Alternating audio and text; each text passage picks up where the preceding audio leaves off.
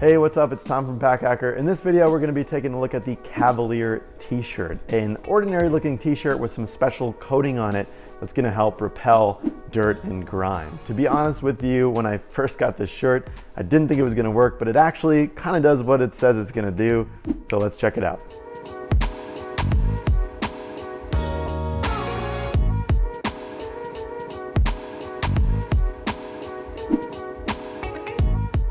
So to start off with the look and feel, the look of this shirt is gonna be similar to any other t-shirt out there on the market. So they do have this gray version that you see me wearing right now, and they also have a black and white version at the time of publishing this review. As far as branding on the shirt goes, there is a slightly scratchy tag in the back. They have their emblem on the sleeve here in the form of another tag. And then there's a bit of a rubbery emblem on the back side of the shirt. As far as the branding goes, I think it's pretty tasteful and it's fine, even though the logo is in 3 different places. It's minimal enough to where it's okay. The shirt does have an interesting quality to it. It's not quite as flowy as cotton and is a little bit tackier and feels kind of rubbery in comparison to other shirts out there. This is likely due to the coating on the shirt. Now, you do get used to this feel after a little bit. It's not like I'm sitting here like crinkling around in this thing. You get used to it. And it's just something minor that we kind of observed. It's overall not a big deal. So we did a bunch of testing with different liquids and food items. Threadsmiths says this on their site, and we've also found it to be true.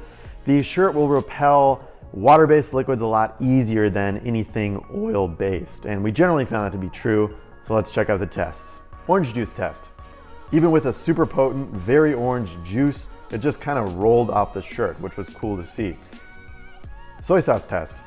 When drizzled onto the side of the shirt, it really worked like a charm, but we also tried it with like a projectile force, and that soaked right into the shirt and started creating a weak point for other liquids to begin to seep into the shirt.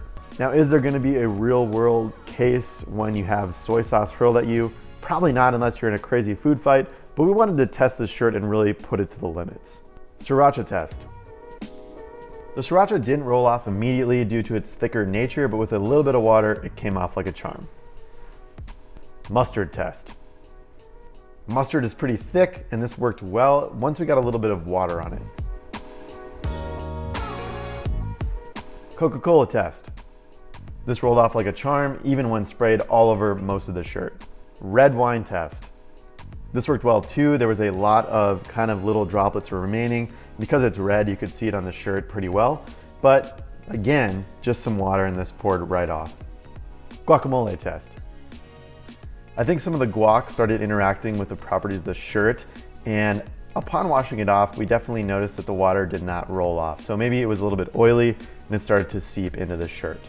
Ice cream test. Totally worked.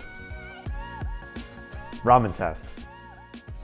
The ramen just kind of rolled off the shirt and slopped onto the floor below me.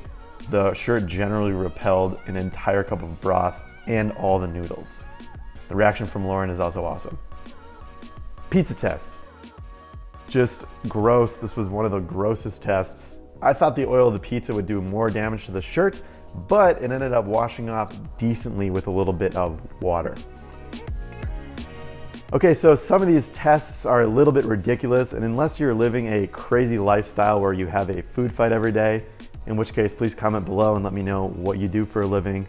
But we really wanted to kind of put this shirt to the test and see how it interacted with different liquids, different solids, whether it's oil or water-based. So generally we came up with a couple of observations.